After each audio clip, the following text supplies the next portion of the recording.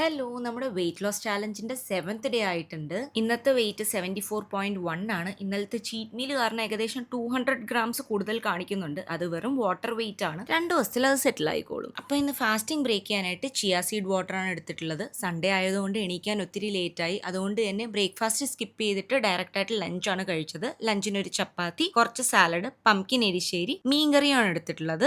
ഒത്തിരി പേര് കമന്റ്സിൽ ചോദിച്ചിരുന്ന ഒരു കാര്യം വർക്കൗട്ട് ചെയ്യുന്നില്ലേ എന്നുള്ളതാണ്. അപ്പൊ എന്റെ ഒരു ദിവസത്തെ ആക്ടിവിറ്റീസിനകത്ത് തന്നെ ഏകദേശം 8,000 മുതൽ 10,000 സ്റ്റെപ്സ് വരെ എനിക്ക് കവർ ചെയ്യാനായിട്ട് പറ്റുന്നുണ്ട്. അപ്പൊ അത് തന്നെയാണ് എന്റെ വർക്കൗട്ട്. അതല്ലാതെ പ്രത്യേകിച്ച് ഒരു വർക്കൗട്ട് ചെയ്യാനുള്ള സമയമോ സൗകര്യമോ കിട്ടുന്നില്ല.